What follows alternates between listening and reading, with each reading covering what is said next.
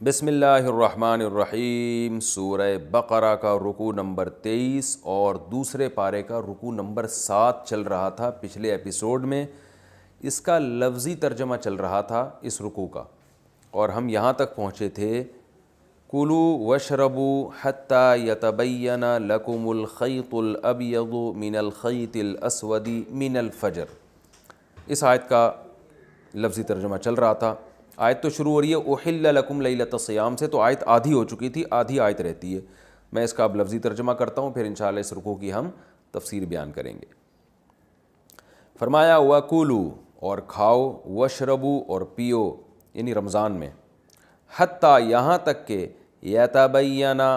واضح ہو جائے، تبین بیان سے نکلا ہے، یہاں تک کہ واضح ہو جائے، لکم، تمہارے لیے، الخیط الابیض، خیط عربی میں کہتے ہیں دھاگے کو۔ آپ نے لکھا دیکھا ہوگا سعودی عرب میں خیاط، درزی کو کہتے ہیں خیاط، یعنی دھاگوں سے سینے والا۔ ابیض سفید کو کہتے ہیں۔ یہاں تک کہ واضح ہو جائے تمہارے لیے سفید دھاگا، من الخیط الاسودی، کالے دھاگے سے، اسود سیاہ کو کہتے ہیں۔ یہاں تک کہ تمہارے لیے سفید دھاگا کالے دھاگے سے جدا ہو جائے، من الفجر، فجر سے، یعنی فجر کے وقت سے۔ ثم، اس کے بعد پھر، اتم الصیام، اتمام یتمم اتمامن، کمپلیٹ کرنا کسی چیز کو، تو اکرم آرڈر کا صیغہ ہے نا، اکرام کرو، اتمم کمپلیٹ کرو، تو اتممو سے اتمو بنا دیا۔ ثم، اس کے بعد تم اتم الصیام، روزوں کو کمپلیٹ کرو، الی اللیل، رات تک۔ ولا تباشروہن، اور نا مباشرت کرو زوجہ سے، وانتم، اس حال میں کہ تم ہو، عاکفون، اعتکاف کرنے والے۔ عاکفہ یعکفو کا معنی ہوتا ہے اپنے آپ کو باؤنڈ کر لینا، یہاں مراد ہے اعتکاف کرنا۔ یہاں تک، اس حال میں کہ تم اعتکاف کرنے والے ہو مسجدوں میں۔ مسجد میں اعتکاف کے دوران زوجہ کے قریب جانے کی اجازت نہیں ہے۔ تلک حدود اللہ، یہ جتنے احکام اللہ نے بیان کیے ہیں اللہ کی حدود ہیں۔ فلا تقربوها، ان حدود کے قریب بھی مت جاؤ۔ کذالک، اس طرح سے، یبین اللہ آیاتہ للناس، اللہ کھول کھول کے بیان کرتا ہے اپنی آیتوں کو، یعنی اپنے احکامات کو، للناس، لوگوں کے لیے، لعلہم یتقون، شاید کہ وہ بچ جائیں، تقوی اختیار کر لیں، ان آیتوں کو فالو کرنا شروع کر دیں۔ ولا تأکلوا، اور نہ کھاؤ، اکل یأکلوا، کھانا، لا تأکلوا آرڈر ہے کہ نہیں کھاؤ، اموالکم، اپنے مالوں کو۔ اپنے مالوں سے مراد ہے یعنی ایک دوسرے کے، سب اپنے، اس لیے کہا کہ سب، یعنی سب جتنے بھی انسان ہیں دنیا میں سب گویا ایک ہی قسم کے ہیں، تو اس کا مال کھانا گویا اپنا مال کھانا ہے۔ یہ قرآن کی ایک ٹرم میں اصطلاح ہے۔ وَلَا تَأْكُلُوا أَمْوَالَكُمْ، اور اپنے مالوں کو مت کھاؤ، بینکم، اپنے درمیان، یعنی اپنے درمیان اپنے مالوں کو مت کھاؤ، بالباطل، باطل طریقے سے، ناحق طریقے سے مت کھاؤ، وَتُدْلُوا بِهَا إِلَى الْحُكَّامِ، ادلا یا یدلیو، ادلاً کا معنی ہوتا ہے لٹکانا۔ دلو عربی میں کہتے ہیں ڈول کو، جو کنویں کے قریب ڈول رکھا ہوتا ہے نا، اس کو دلو کہا جاتا ہے۔ اور ادلا، ادلا یا اکرما کی طرح، ادلوا، اس کا معنی ہوتا ہے ڈول کو لٹکانا۔ جیسے سورہ یوسف میں آتا ہے نا، ادلا دلوا، جب مسافر آیا تو اس نے کنویں کے قریب سے کچھ مسافر گزرے، تو ایک شخص گیا کنویں کے قریب، فَأَدْلَا دَلْوَهُ، یعنی دلوہ پڑھا جاتا ہے اس کو وقف کی حالت میں، اس نے ڈول لٹکایا تو وہ ایک دم چیخا، یا بشرا ھذا غلام، ہائے خوشخبری، یہ تو ایک لڑکا پڑا ہوا ہے اندر، لڑکا موجود ہے اندر۔ تو ادلا و یدلیو کا معنی ہوتا ہے لٹکانا، اس کو پڑھا جاتا ہے ادلا یدلی۔ تو اور امر، اس کا جو مضارع آئے گا تدلیو، جس کو پڑھا جاتا ہے تدلی، اور جمع آئے گا تدلیو، جس کو پڑھا جاتا ہے تدلو، اور جب نہیں کا صیغہ ہوگا تو لا تدلو، مت لٹکاؤ۔ تو یہ جو ہے نا، لا تأکلوا سے تدلو کا تعلق ہے، مت لٹکاؤ، یعنی لا تأکلوا، مت کھاؤ اپنے مالوں کو ایک دوسرے کے درمیان ناحق طریقے سے، اور اسی پہلے ولا تدلو، اور نہ لٹکاؤ، بہا الی الحکام، اس مال کے ذریعے حکام کی طرف۔ لٹکاؤ کا مطلب یہ ہے کہ جیسے رسی کو لٹکایا جاتا ہے نا، اس سے ایک تعلق بن جاتا ہے، تو مال کے ذریعے حکمرانوں سے تعلق پیدا مت کرو، اس کا حاصل ترجمہ یہ نکلے گا، یعنی مال کے ذریعے جو ہے نا، مال کو لٹکا کے حکمرانوں تک پہنچنے کی کوشش مت کرو. کوئی بھی چیز لٹکاتے ہیں تو ہم اس کے ذریعے کہیں سے کہیں پہنچ جاتے ہیں نا. تو یہ قرآن ایک بلاغت ہے قرآن کی, اس طرح سے ہمیں بات سمجھا رہا ہے کہ تم پیسے کے ذریعے حکمرانوں تک پہنچنے کی کوشش مت کرو, اس طور پر کہ لِتَأْكُلُوا, تاکہ تم کھا لو, فریقاً, ایک حصہ, من اموال الناس, لوگوں کے مال کا. یعنی حکمرانوں تک پیسے کے ذریعے پہنچ کر یہ کرنے کی کوشش مت کرو کہ تم لوگوں کے مال کا ایک حصہ کھا لو. ہوتا ہے نا حکمرانوں کو رشوت دے کے اپنے حق میں فیصلہ کرا لیا جاتا ہے اور کسی کا حق دبا لیا جاتا ہے. تو یہ کام مت کرو کہ تاکہ تم لوگوں کا مال کھاؤ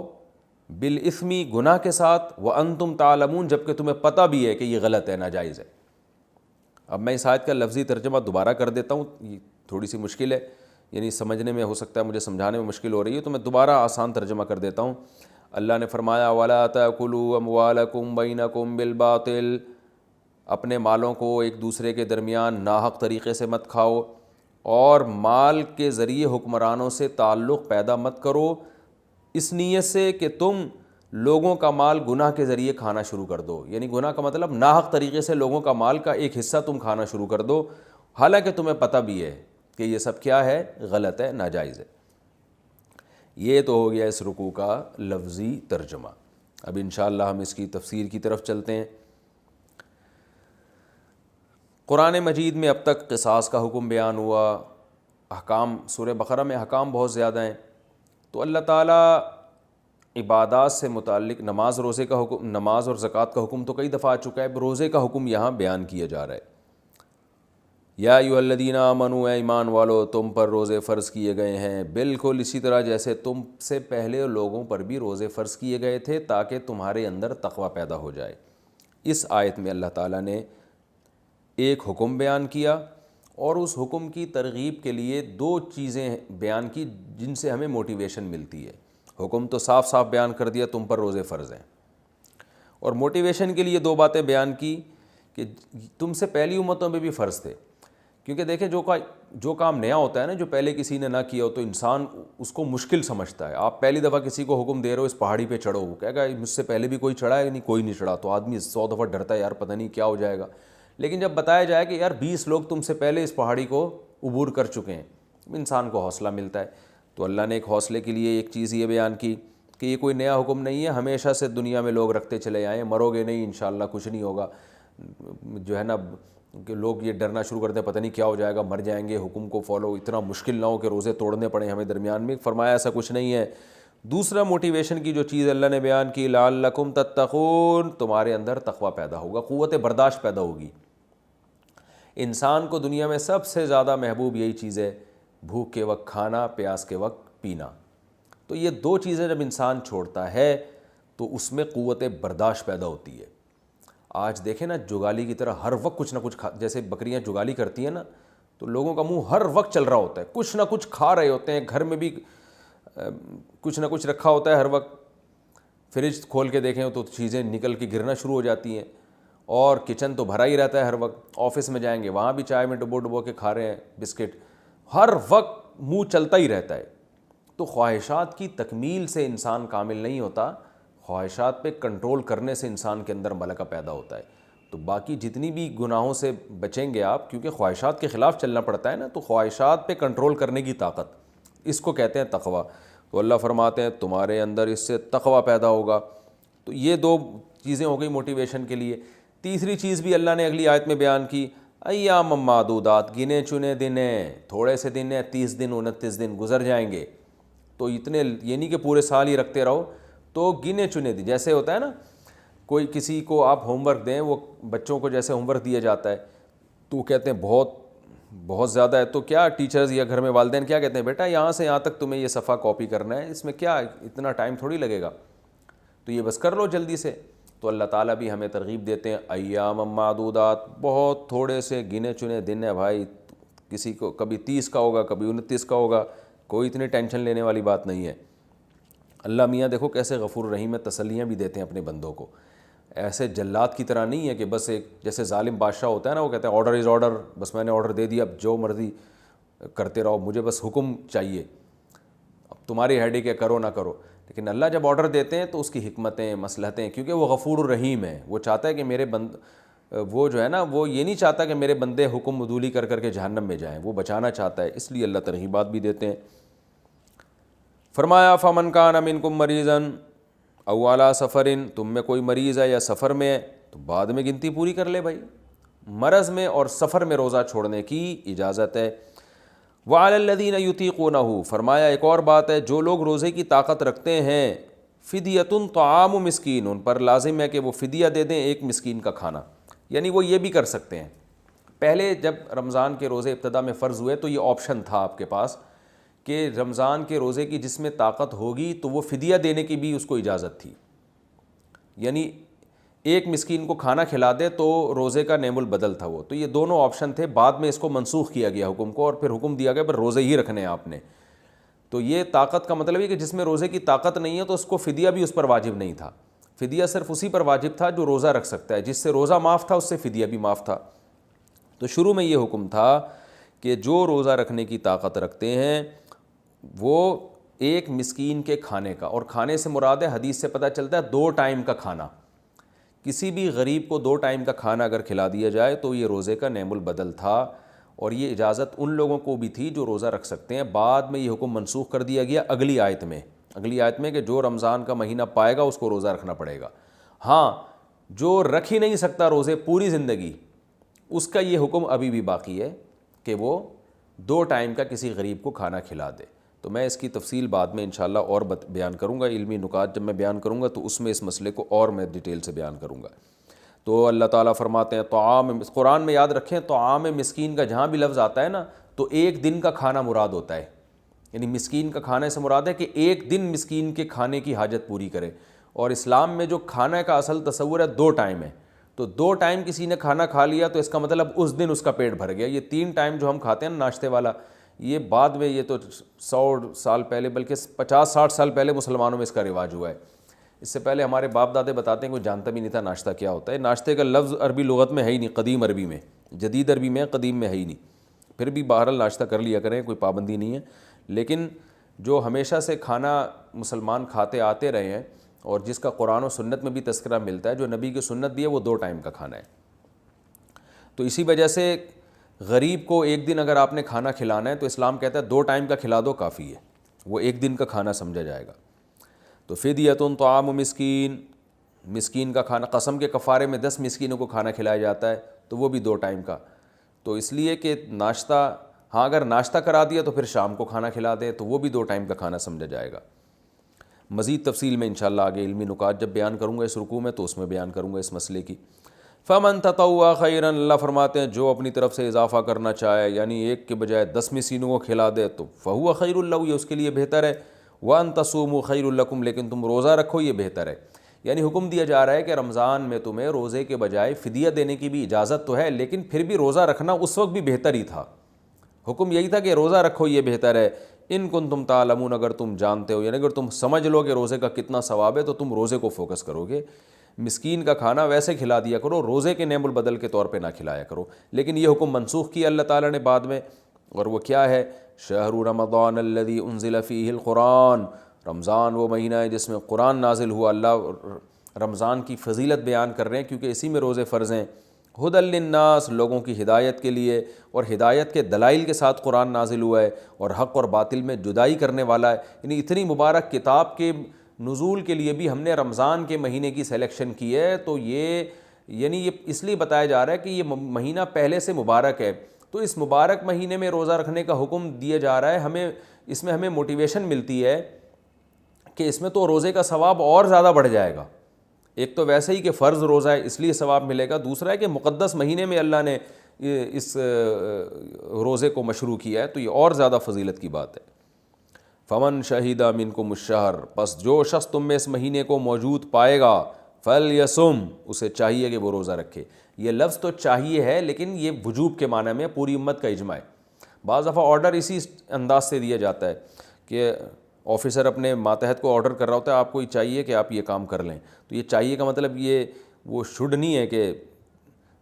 کہ بس آپ کو آپشن ہے، بلکہ یہاں چاہیے آرڈر کے معنی میں بہت کثرت سے ہر زبان میں استعمال ہوتا ہے کہ آپ کو یہ کرنا ہے۔ تو یہاں بھی اللہ نے حکم دیا فلیصم، اسے چاہیے کہ کیونکہ امر کا صیغہ ہے نا یہ، اسے چاہیے کہ وہ روزہ رکھے، یہ چاہیے وجوب کے درجے میں ہے، اس پر پوری امت کا اجماع ہے۔ ومن کان مریضا، اور تم میں سے اگر کوئی مریض ہے یا سفر میں ہے، فعدۃ من ایام اخر، یہ بات پہلے بھی بیان کی، دوبارہ اس لیے تکرار کیا جا رہا ہے کہ پہلے روزہ فرض نہیں تھا، آپشن تھا کہ آپ فدیہ بھی دے سکتے ہیں، اب چونکہ روزہ ہی کو فرض کیا جا رہا ہے لہذا اس مضمون کو دوبارہ نئے سرے سے لایا جا رہا ہے کہ روزہ فرض تو ہے مگر مریض اور بیمار پر اب بھی فرض نہیں ہے، بلکہ ان پر یہ فرض ہے کہ وہ گنتی پوری کریں، یعنی وہ بعد میں قضا پوری کریں گے۔ ومن کان مریضا او علی سفر فعدۃ من ایام اخر، تم میں کوئی مریض ہے یا سفر پر ہے تو بعد میں گنتی پوری کر سکتا ہے۔ یرید اللہ بکم الیسر ولا یرید بکم العسر، اللہ تم آسانی چاہتے ہیں، تنگی نہیں چاہتے، اگر تنگی چاہتے تو اللہ کہتے ہیں بیمار بھی روزہ رکھے گا مسافر بھی رکھے گا، تو دونوں کو اللہ نے چھوٹ دے دی، بعد میں قضا کر لو۔ وَلِتُكْمِلُ الْعِدَّةَ، اللہ اگر تو آسانی دینا چاہ رہا ہے تو پھر اتنی آسانی دے دیتا کہ مریض سے ہمیشہ کے لیے روزے معاف کر دیتا اور مسافر سے ہمیشہ کے لیے معاف کر دیتا، تو اللہ نے فرمایا نا نا نا نا نا، بعد میں جو میں کہہ رہا ہوں کہ عدت پوری کرنی پڑے گی وہ اس لیے وَلِتُكْمِلُ الْعِدَّةَ، تاکہ گنتی تمہاری پوری ہو جائے، تمہیں بھی پورے 30 روزوں کا ثواب مل جائے، کیونکہ اللہ اگر مسافر پر روزے کی قضا فرض نہ کرتا، بیمار پر قضا فرض نہ کرتا تو بیمار تو اس فضیلت سے محروم ہو جاتے نا، تو وہ تو بعد میں بھی، تو اللہ نے فرمایا کہ تم بھی پورے 29-30 روزوں کی گنتی تو پوری کرو نا، چاہے وہ بعد میں کر لو تو ثواب تو حاصل کرو نا اس کا۔ تو اللہ یہ بھی ایک چاہتے ہیں تمہیں روحانی فضیلت ملے تاکہ تمہارے اندر قوت برداشت پیدا ہو، تو گنتی تمہیں بھی پوری کرنی پڑے گی۔ جو قوت برداشت سے مراد روزے میں جو انسان کے اندر برداشت کی پاور طاقت پیدا ہوتی ہے وہ فضیلت اور ثواب کی فضیلت تمہیں بھی پوری حاصل ہو۔ وَلِتُكَبِّرُوا اللَّهَ، اور اللہ نے تمہیں روزے کا فرض کرنے کا حکم اس لیے بھی دیا تاکہ تم اللہ کی کبریائی بیان کرو۔ عَلَىٰ مَا هَدَاكُمْ، اس حکم پر جس کی اللہ نے تمہیں ہدایت دی ہے، یعنی روزے تم پہ فرض کیے تو تم جب روزے رکھو گے تو تمہیں سکون ملے گا کہ اللہ تو نے ہم، دیکھو یہ علامہ ہداکم کا مطلب یہ ہوا کہ دنیا میں کسی مذہب کے پاس عبادت کرنے کا کوئی خاص طریقہ ہے ہی نہیں، اور اگر کوئی طریقہ ہے تو اس کی کوئی مضبوط دلیل نہیں ہے،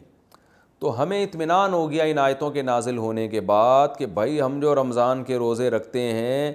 بالکل اعلیٰ وجہ البصیرہ رکھتے ہیں کہ روزے کی یہ عبادت بالکل اسی طرح ہے جس طرح ہم پوری کر رہے ہیں، اور اللہ نے ہمیں یہ روزہ رکھنے کا حکم دیا تو ہمیں پورے کانفیڈنس کے ساتھ ایک عبادت کر رہے ہیں۔ تو جب یہ عبادت کمپلیٹ ہوتی ہے تو ہمیں ایک روحانی بھی سکون ملتا ہے، جسمانی سکون بھی ملتا ہے۔ جسمانی سکون تو یہ ہے کہ کھانے پینے کی چھٹی دے دی اللہ تعالیٰ نے، اب روحانی ہے کہ اللہ نے اتنی بڑی عبادت کروا لی۔ تو اس روزے کا نتیجہ کیا نکلے گا کہ ہمیں اللہ کے مزید شکر کی توفیق ملے گی اور ہم اللہ کی کبریائی بیان کریں گے کہ اللہ تیری توفیق سے ہم نے روزے رکھے اور تیری گائیڈنس سے، تیری ہدایت سے ہم نے روزے رکھے، تو ہمیں نہ بتاتا تو ہمیں کیا پتہ چلتا روزہ کیا ہے۔ دیکھیں کتنا سکون ملتا ہے نا رمضان میں انسان جب روزے رکھتا ہے۔ اگر یہ کنفیوژن ہوتی کہ پتہ نہیں اللہ کا حکم ہے بھی یا نہیں ہے، جیسے کہ غیر مسلم جب عبادت کرتے ہیں نا اپنے مندروں میں جا کے اور اپنے گرجا گھروں میں جا کے، تو ان کو اطمینان نہیں ہوتا کہ اللہ اس عبادت سے خوش ہے بھی یا نہیں ہے، کیونکہ وہ تو ان کے کسی پنڈت جی نے بتا دی، کسی روحانی پیشوا نے بتا دی، ان کے پاس کوئی دلیل تھوڑی ہے کہ اللہ نے بتائی ہے۔ جبکہ ہم جب قرآن میں یہ آیتیں پڑھتے ہیں، ہم جب روزے رکھتے ہیں، ہمیں یقین ہے بھائی یہ کسی مولانا صاحب کا حکم نہیں ہے، کسی مفتی صاحب کا حکم نہیں ہے، یہ تو اللہ کا حکم ہے اور قرآن میں لکھا ہوا ہے صاف طور پہ، تو پورے کانفیڈنس کے ساتھ ہم یہ مجاہدہ کرتے ہیں۔ ایسے مجاہدے میں انسان کو اطمینان ہوتا ہے، شدید بھوک شدید پیاس برداشت کرتا ہے تو اسے پتہ ہے بھائی یہ اللہ کی خاطر ہے۔ جبکہ غیر مسلم اگر کوئی ایسا کام کرے گا تو وہ اطمینان ہی نہیں ہے، اس کو پتہ نہیں اس پہ کچھ مل بھی رہا ہے کہ یا میں فضول میں اپنا ٹائم ویسٹ کر رہا ہوں، میں یہ خام خواہ کا مجاہدہ کر رہا ہوں میں۔ تبھی تو آپ دیکھیں بڑے بڑے صحابہ جو بہت کثرت سے روزے رکھتے تھے تو وہ ترستے تھے گرمیوں کے روزوں کو کہ وہ اللہ کے لیے جو پیاس برداشت کرنے کا مزہ تھا، وہ کہتے ہیں کہ وہ مزہ ہمیں محسوس نہیں ہو رہا۔ تو اللہ فرماتے ہیں وَلِتُكَبِّرُوا اللَّهَ عَلَىٰ مَا هَدَاكُمْ، اور اللہ نے جو تمہیں ہدایت دی اس پہ اللہ کی کبریائی بیان کرو، تو مزہ آئے گا اس کبریائی۔ تبھی عید کے دن نبی صلی اللہ علیہ وسلم عیدگاہ کی طرف جاتے ہوئے بھی اللہ اکبر کی تکبیر پڑھا کرتے تھے، عیدگاہ سے واپس آتے ہوئے بھی، اور عید کے خطبوں میں بھی آپ تکبیر بہت زیادہ پڑھتے تھے، اللہ اکبر۔ خطبے میں آپ نے سنا ہوگا عیدین کے جو خطبے ہیں ان میں تکبیر بہت پڑھی جاتی ہے، تو یہ اسی آیت پر عمل کیا جاتا ہے کہ اللہ کی کبریائی بیان ہوگی اس ہدایت پر جو اللہ نے ہمیں دی، وَلَعَلَّكُمْ تَشْكُرُونَ، اور تاکہ تم شکر ادا کرو۔ شکر اسی بات کا ہے، اللہ کتنا پیارا مذہب تو نے دیا، ایسے پیارے احکام دیے، پوری آپ دیکھ لیں پوری امت مسلمہ ایک رمضان میں تہلکہ مچ جاتا ہے، پوری مسلمانوں کی پوری جو ہے نا وہ ایک اسکیجول اور ان کا پورا شیڈول ہی چینج ہو جاتا ہے، ان کی ایکٹیویٹیز ساری چینج ہو جاتی ہیں، دفتروں کی ٹائمنگ چینج ہو جاتی ہیں، کھانے پینے کے جو ہے نا وہ آپ دیکھیں پھلوں کی ایک بہتات ہو جاتی ہے، اور گھروں میں ایک ماحول بن جاتا ہے، سب صبح سحری میں اٹھ رہے ہیں، سب رات کو شام کے وقت افطاری کے لیے بیٹھے ہوئے ہیں، تو ایک پورا جو ہے نا وہ چینج ہو جاتا ہے حساب کتاب۔ تو اللہ فرماتے ہیں اتنی پیاری عبادت جو ہم نے تمہیں دی، ہم چاہتے ہیں اچھا اس کے روحانی فائدے اب الگ ہیں، قوت برداشت پیدا ہوتی ہے، یہ سب کام اس لیے تاکہ تم اللہ کی کبریائی بیان کرو اور تم اللہ کا شکر ادا کرو۔ تو کمال کی بات ہے، دیکھیں اللہ ہم سے مجاہدہ کرواتا ہے رمضان میں، بھوکا پیاسا رکھتا ہے اور ہم سے کہتا ہے اب تم الٹا میرا شکر ادا کرو۔ ہونا تو بظاہر یہ چاہیے اللہ ہم نے تیرے لیے اتنی عبادت کی تو معاذ اللہ نقل کفر ہونا تو چاہیے، اب اللہ ہمیں نوازے۔ تو اللہ کہہ رہے ہیں یہ میں نے جو تم سے عبادت کروائی ہے میرا احسان ہے تمہارے اوپر، تو تمہیں اب میرا شکر ادا کرنا ہے۔ وَإِذَا سَأَلَكَ عِبَادِي عَنِّي فَإِنِّي قَرِيبٌ۔ اب چونکہ بات رمضان کی ہو رہی ہے تو رمضان میں انسان اللہ کے بہت قریب ہو جاتا ہے، اللہ سے دعائیں مانگتا ہے، تو اسی مناسبت سے اللہ نے اپنے نبی سے فرمایا کہ جب میرے بندے آپ سے میرے بارے میں پوچھیں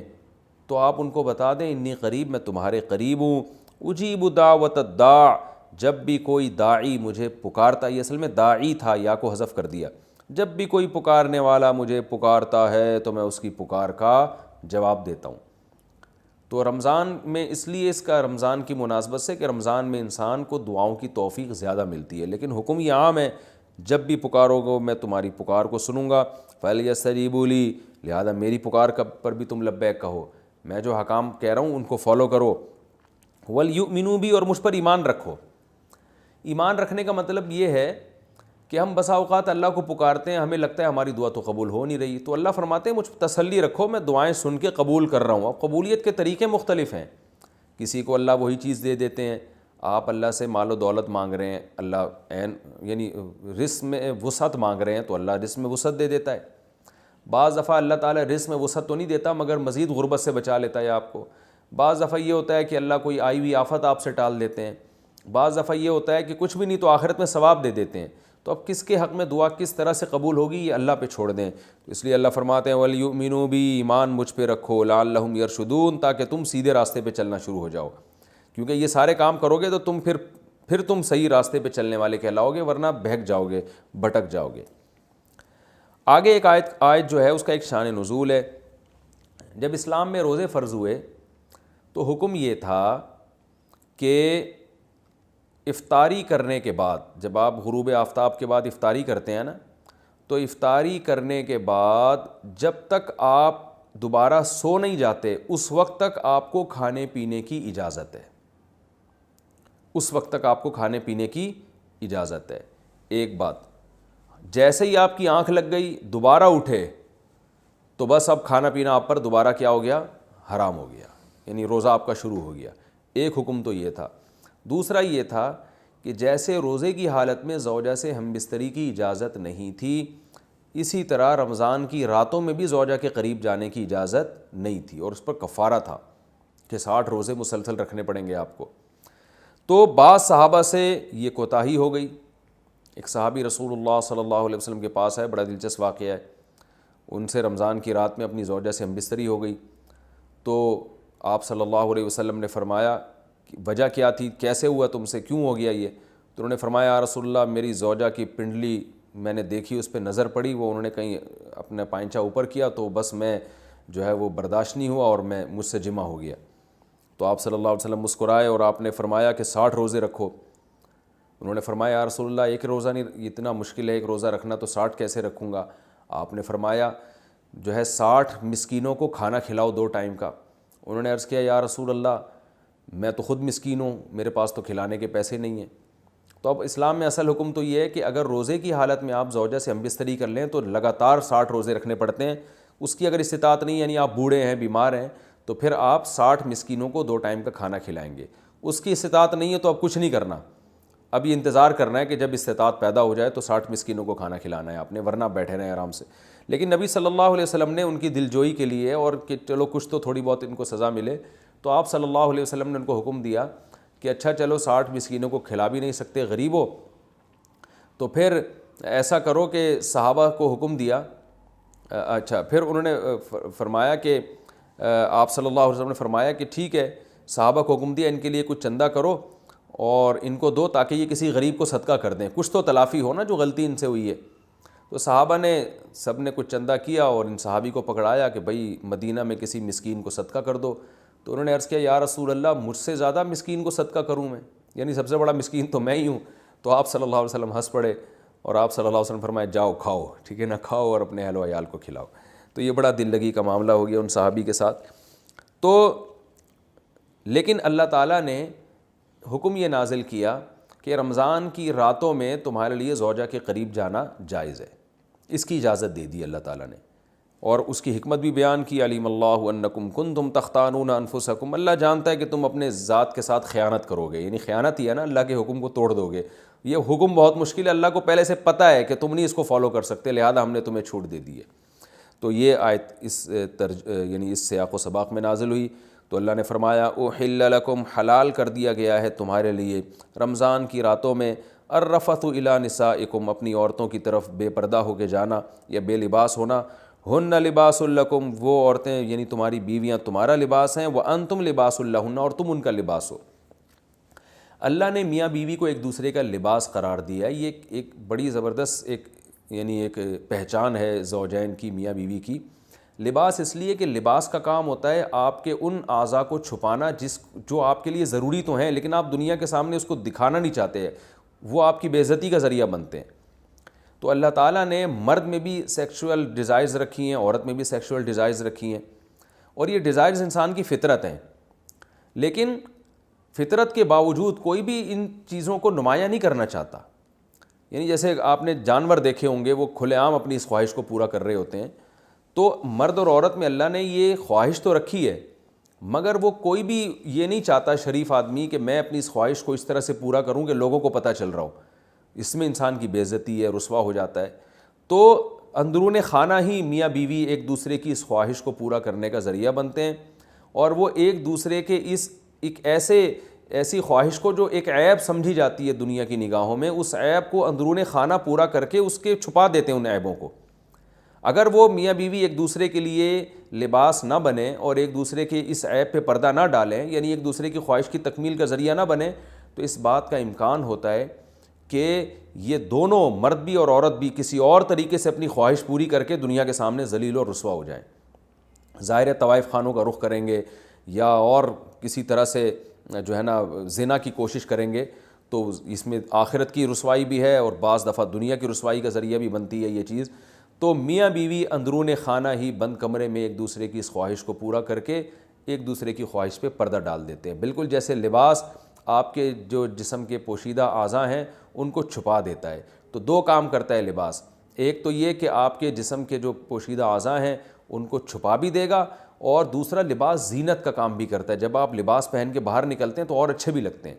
تو اللہ تعالیٰ نے ایسا ایک انتظام کیا، میاں بیوی کو ایک دوسرے کے لیے ایسا بنایا کہ ایک دوسرے کی خواہش کو اندرون خانہ ہی یہ پورا بھی کر دیتے ہیں اور زینت کا ذریعہ بھی بنتے ہیں۔ جب میاں بیوی باہر نکلتے ہیں تو لوگ تعارف کروا رہے ہوتے ہیں نا، شادی شدہ آدمی ہے، پارکوں میں لکھا ہوتا ہے فیملی کے بغیر الاؤ نہیں، ان کو پتہ ہے جو فیملی کے بغیر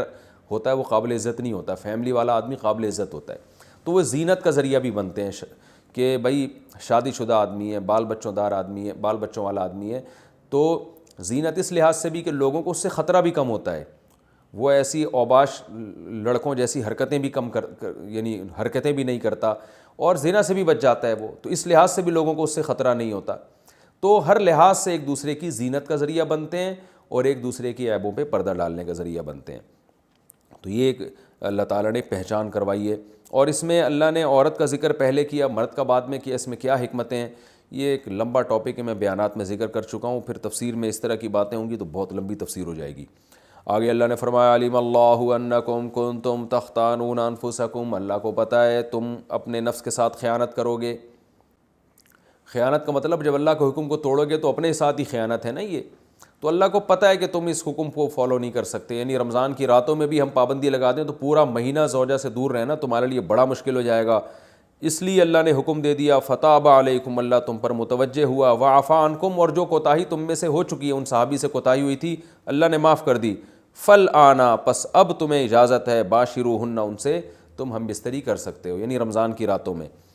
وَابْتَغُوا مَا كَتَبَ اللَّهُ لَكُمْ، اور وہ اولاد تلاش کرو، وہ چیز تلاش کرو جو اللہ نے لکھ دی ہے تمہارے لیے، یعنی اس سے مراد ہے اولاد۔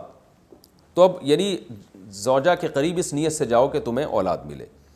تو یہاں بھی کچھ باتیں، پہلی سوال یہ پیدا ہوتا ہے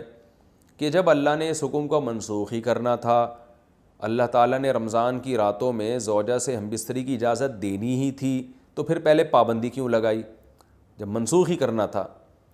تو مشرکین یہ اعتراضات کیا کرتے تھے کہ قرآن ایک بات پہ معاذ اللہ قائم کیوں نہیں رہتا، منسوخ کیوں کر دیتا ہے؟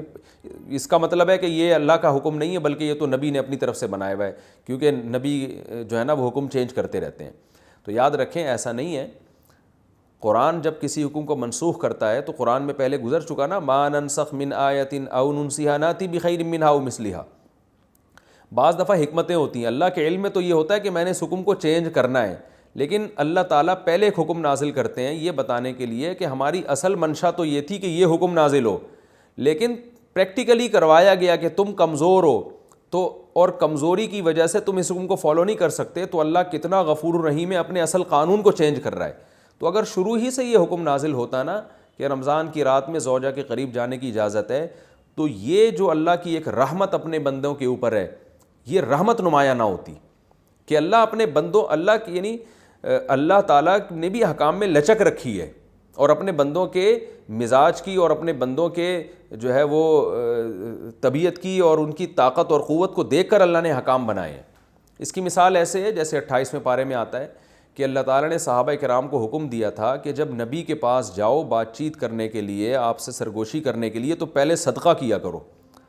لیکن ابھی کسی صحابی نے صدقہ کیا ہی نہیں کہ اللہ نے حکم کو منسوخ کر دیا اور فرمایا کہ تمہارے لیے یہ حکم بہت شاق ہے، لہذا اب تمہیں اجازت ہے کہ بغیر صدقے کے نبی کے پاس چلے جاؤ۔ تو وہاں بھی علماء نے حکمت بیان کرتے ہیں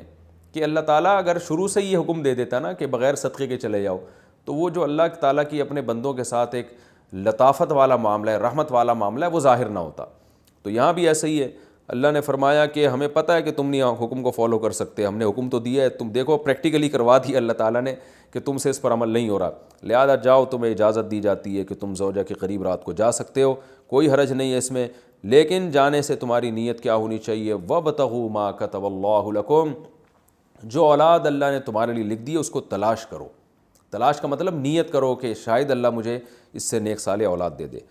اس سے اس پتہ چلتا ہے کہ اسلام اولاد کی کثرت پر کتنا حریص ہے، اور اللہ تعالیٰ کتنا چاہتے ہیں کہ اہل ایمان کی نسل بڑھے۔ قرآن میں ایک اور جگہ پر اللہ تعالیٰ نے زوجہ سے ہم بستری کا ذکر کیا تو وہاں بھی اولاد کا تذکرہ کیا ہے۔ وَقَدِّمُوا لِأَنفُسِكُمْ، فرمایا کہ حالت حیض میں تم زوجہ کے قریب نہیں جا سکتے، لیکن جب تم زوجہ کے یعنی جب پاک ہو جائے تو پھر زوجہ کے قریب جاؤ۔ وَقَدِّمُوا لِأَنفُسِكُمْ، اور اپنی ذات کے لیے آخرت میں ذخیرہ کرو۔ تو یہاں بھی مفسرین کہتے ہیں کہ اس سے مراد ہے کہ اولاد پیدا کرنے کی نیت سے جاؤ تاکہ وہ آخرت میں تمہارے لیے ذخیرہ بنے۔ تو فیملی پلاننگ کی جو دعوت ہے نا، اس کا قرآن و سنت سے دور دور کا بھی کوئی واسطہ نہیں ہے۔ جیسے ڈاروین کا جو نظریہ ہے نا کہ انسان بندر سے وجود میں آیا ہے، یہ اسلام کے بالکل اگینسٹ ہے۔ اسلام نے صاف لفظوں میں کہا ہے، اور صرف قرآن نے نہیں، تورات اور انجیل میں بھی یہ بات ہے کہ براہ راست اللہ نے حضرت آدم کو مٹی سے پیدا کیا، اور پھر ان کی پسلی سے اللہ نے اماں حوا کو پیدا کیا۔ یہ انسان بندر کی کوئی ترقی یافتہ شکل ہرگز نہیں ہے۔ بندر بالکل ایک الگ نسل ہے، وہ ٹھیک ہے اس کی بہت ساری چیزوں میں انسان سے مماثلت ہے، وہ ایک الگ بات ہے، لیکن اور مماثلت اس لیے کہ اللہ نے قرآن میں فرمایا کہ امم امثالکم، قرآن میں ایک جگہ آتا ہے کہ یہ جتنے بھی انسان مخلوق ہیں نا، یہ تمہاری طرح کی ایک امت ہیں، یعنی ان میں اللہ تعالیٰ نے بہت ساری چیزیں سیم رکھی ہیں تاکہ انسان ان سے مانوس ہو۔ اگر یہ جانور کوئی الگ ہی خلائی مخلوق ہوتے تو پھر انسان جو ہے نا ان جانوروں سے مانوس نہ ہوتا، ان میں دلچسپی نہ لیتا۔ جیسے کوئی جن کو دیکھ کے لوگ ڈر جاتے ہیں تو ایسے شیر کو دیکھ کے بھی لوگ ڈر جاتے ہیں۔ تو اللہ نے کچھ نہ کچھ مماثلت اس نیت سے رکھی ہے کہ انسانوں میں اور جانوروں میں کچھ مماثلت رہے، کہ انسان کو تھوڑی بہت ان سے انسیت ہو۔ تو اسی طرح یہ جو فیملی پلاننگ کی جو دعوت ہے کہ بچے دو ہی اچھے اور نسل کو کم کرو، یہ اسلام کے بالکل اگینسٹ ہے۔ تو اب دیکھیں ٹاپک اولاد کا چل نہیں رہا، لیکن بات آئی ہے زوجہ کے قریب جانے کی، تو اللہ نے بتا دیا کہ یہ تو عمل ہی اس لیے رکھا گیا ہے کہ یہ اصل میں تو اس کا مقصد ہی اولاد ہے۔ باقی فیملی پلاننگ کن صورتوں میں جائز ہے، کن صورتوں میں ناجائز ہے، کب مکروہ ہے، کب حرام ہے اور کب مستحب ہے، یہ اس کے ایک الگ احکام ہیں جو میں بیانات میں بتاتا رہتا ہوں، وہ آپ کسی بھی علماء سے آپ پوچھ سکتے ہیں، اس کا بھی تفصیل کا یہاں موقع نہیں ہے۔ تو ایک حکم تو یہ منسوخ کیا گیا۔ دوسرا وَكُلُوا وَاشْرَبُوا حَتَّى يَتَبَيَّنَ لَكُمْ، رمضان کی راتوں میں تو کھانے پر پابندی تھی کہ اگر آنکھ لگ گئی تو اب بس گئے، تو بعض صحابہ جو تھے وہ غلطی سے ان کی آنکھ لگ گئی، اٹھے تو پتہ چلا بھئی یہ تو اب تو کھانا پینا حرام ہو گیا، اور وہ 24 گھنٹے کا روزہ ہونے لگا ان کا۔ تو اللہ نے فرمایا اب تمہیں اجازت دی جا رہی ہے، کلوا واشربوا، کھاؤ اور پیو، حتیٰ یہاں تک کہ یتبین لکم الخیط الابیض من الخیط الاسود، کہ تمہارے لیے سفید دھاگا سیاہ دھاگے سے ممتاز اور جدا ہو جائے فجر کے وقت سے۔ یعنی سیاہ دھاگا سے مراد ہے کہ دھاگے سے مراد ہے لائن۔ جب مشرق کی طرف سورج نکلنا شروع ہوتا ہے نا فجر کے وقت میں، تو پہلے تو اندھیرا ہوتا ہے جب سورج نیچے ہوتا ہے، جیسے ہی سورج اوپر آتا ہے تو ایک روشنی ایسے سیدھی پھیلتی ہے، یوں نیچے سے اوپر کی طرف ایسے، تو عمود جسے کہتے ہیں۔ جب یہ روشنی ہوتی ہے تو اس کو صبح کاذب کہتے ہیں، جھوٹی صبح، یہ صحیح صبح نہیں ہے۔ پھر کیا ہوتا ہے کہ پھر ایک روشنی اس طرح پھیلنا شروع ہوتی ہے، یعنی ایسے اس طرح جو ہے نا لائن کی شکل میں سیدھی لیٹی ہوئی، جسے لائن کہتے ہیں، اس طرح جو روشنی پھیلتی ہے وہ صبح صادق ہوتی ہے۔ اور ان دونوں لائنوں کے درمیان جو فرق ہے نا وہ تقریباً کراچی اور پاکستان میں 15 سے 20 منٹ کا ہوتا ہے، یعنی صبح کاذب جھوٹی صبح اور صبح صادق میں۔ تو یہ جو لائن پھیلتی ہے اس کو خیط ابیض قرآن کہہ رہا ہے، یعنی سفید دھاگا کالے دھاگے سے، کالے دھاگے مطلب پہلے جو بالکل سیاہ تھا وہ کالی لائن تھی، اب اس میں ایک سفید لائن آ گئی، تو سفید لائن جب بالکل ممتاز ہو جائے، صاف پتہ چل جائے کہ وائٹ جو ہے نا روشنی پھیلنا شروع ہو گئی ہے ایسے لائن یوں کر کے، تو یہ سفید دھاگا ہے اور وہ کالا دھاگا ہے، یعنی جو کالے دھاگے میں وہ سفید دھاگا ممتاز نظر آنا شروع ہو جائے تو اللہ فرماتے ہیں اس وقت تک تم کھا سکتے ہو، جس کو ہم سحری کا وقت کہتے ہیں کہ بھی سحری کا وقت اب ختم ہو گیا ہے، سحر کا وقت، اور اب جو ہے صبح کا وقت شروع ہو گیا اور فجر کی نماز کا وقت بھی شروع ہو گیا، جس کو عربی میں فجر کا وقت بھی کہتے ہیں۔ تو یہ من الفجر جو ہے نا یہ کب نازل ہوا؟ پہلے تو اتنی آیت نازل ہوئی تھی کہ تمہارے لیے سفید دھاگا سیاہ دھاگے سے ممتاز ہو جائے، تو یہاں بھی اللہ نے ایک اپنی رحمت کا معاملہ کیا، کیونکہ یہ کنایا ہے صبح صادق سے۔ تو ہوا یہ کہ ایک صحابی بیچارے رات کو بیٹھ گئے، وہ اپنے تکیے پہ نا ایک کالا دھاگا اور سفید دھاگا رکھ کے، اور صبح دیکھنے لگے کہ جب یہ دونوں میں فرق پتہ چلے گا تو میں کھانا پینا بند کر دوں گا۔ تو نبی صلی اللہ علیہ وسلم نے ان کو فرمایا کہ بھئی اس سے مراد صبح صادق ہے، یہ نہیں کہ واقعی سفید دھاگا لے کے بیٹھ جاؤ۔ تو پھر اللہ تعالیٰ نے من الفجر کا لفظ بھی آسمان سے نازل کیا، صرف من الفجر یہ لفظ نازل ہوا کہ اس سے مراد کیا ہے؟ فجر۔ ثم اتموا الصیام الی اللیل، تو اس وقت تک تم کھا سکتے ہو، اس کے بعد مکمل کرو روزوں کو رات تک۔ رات سے مراد غروب آفتاب ہے، اصل میں تو رات عشاء کے وقت سے داخل ہوتی ہے، لیکن غروب آفتاب کو بھی عربی میں یعنی سورج جب غروب ہو جائے تو اس کو بھی رات کا وقت کہہ دیا جاتا ہے مجازن۔ تو اس میں پوری امت کا اجماع ہے سوائے شیعہ حضرات کے، وہ جب ستارے طلوع ہوتے ہیں تو اس وقت وہ کرتے ہیں، ورنہ پوری امت جو اہل سنت والجماعت کے چاروں مکاتب فکر ہیں، حنفی، مالکی، شافعی، احمد بن حنبل اور صحابہ کرام، یہ سب اس پر تقریباً متفق ہیں کہ غروب آفتاب کا وقت ہے اصل، اور نبی صلی اللہ علیہ وسلم سورج مکمل غروب ہوتے ہی روزہ کھول لیا کرتے تھے۔ تو اللہ نے اجازت دے دی کہ اس وقت تک جو ہے نا روزے کو مکمل کرو۔ وَلَا تُبَاشِرُوهُنَّ وَأَنْتُمْ عَاكِفُونَ فِي الْمَسَاجِدِ، اور مسجدوں میں جب تم ہو اعتکاف میں تو پھر زوجہ کے قریب مت جاؤ۔ یعنی اللہ تعالیٰ نے رمضان کی راتوں میں تو زوجہ کے قریب جانے کی اجازت دے دی، تو اس سے یہ وہم ہو سکتا تھا کسی کو کہ بھئی ٹھیک ہے ہم اعتکاف میں اگر ہیں تو رات میں اللہ نے تو اجازت دی ہے تو اب چلو اعتکاف سے نکل کے گھر سے جا رہے ہیں بیگم سے ملاقات کرنے کے لیے، کوئی ان کو روک رہا ہے بھائی اس کی اجازت نہیں ہے، تو کہے اللہ نے تو قرآن میں کہا ہے کہ رمضان کی راتوں میں تمہیں اجازت ہے، تو اللہ نے بتا دیا کہ اعتکاف والوں کو اجازت نہیں ہے۔ اعتکاف میں اگر کوئی زوجہ سے ہم بستری کر لے گا تو وہ روزہ اس کا ٹوٹ جائے گا، اور صرف ہم بستری نہیں، اور جو ہم بستری کے مقدمات ہیں بوس و کنار وغیرہ اس کی بھی اعتکاف میں اجازت نہیں ہے۔ تلک حدود اللہ فلا تقربوها، یہ اللہ کی حدود ہیں، ان کے قریب مت جاؤ۔ اس طرح اللہ اپنی آیتیں لوگوں کے لیے کھول کھول کے بیان کرتا ہے تاکہ لوگ تقوی اختیار کریں۔ اور یہ آخری آیت کا ترجمہ کر دیتا ہوں، یعنی تھوڑی تفسیر بیان کر دیتا ہوں، اس کے بعد پھر انشاءاللہ اس پورے رکوع کے صرف علمی نقطے رہ جائیں گے، وہ میں اگلے ایپیسوڈ میں بیان کروں گا۔ وَلَا تَأْكُلُوا أَمْوَالَكُمْ بَيْنَكُمْ بِالْبَاطِلِ، اور ایک دوسرے کا مال ناحق طریقے سے مت کھاؤ۔ جتنے غلط طریقے کسی کا مال کھانے کے ہیں سب کو حرام کر دیا، اور ایک طریقے کو اللہ نے خاص طور پہ ہائی لائٹ کیا ہے، وہ کیا ہے کہ براہ راست بعض لوگ نہیں کھاتے، حکمرانوں کو، تھانے والے کو، ایس ایچ او صاحب کو، ڈی ایس پی صاحب کو پیسے کھلا کے بھی لوگوں کا مال کھا رہے ہوتے ہیں، اپنے حق میں مقدمہ کروا رہے ہوتے ہیں. تو اللہ فرماتے ہیں حکام کو پیسوں کی لالچ دے کے، پیسوں کے ذریعے خریدنے کی کوشش مت کرو کہ تم اس کے ذریعے لوگوں کا مال کھانا شروع کر دو، یہ بھی حرام ہے. وانتم تعلمون، جب کہ تمہیں پتہ ہے کہ یہ کتنا بڑا جرم ہے. اللہ نے مال ناحق کھانے کو کتنا بڑا جرم قرار دیا، تو رشوتیں دے کے بھی کسی کے مال کو ناجائز ہتھیانے کی کوشش مت کرو. یہ اس رکوع کا لفظی ترجمہ بھی ہو گیا، اس کی مختصر تفسیر بھی ہو گئی. اگلے ایپیسوڈ میں انشاءاللہ اس رکوع سے جو ملنے والے اسباق ہیں میں مختصراً ان کو نمبر وار بیان کروں گا. اس کے بعد ہم انشاءاللہ اگلے رکوع کی طرف چلیں گے. اللہ تعالیٰ سمجھنے کی، عمل کرنے کی توفیق عطا فرمائے. وما علینا الا البلاغ.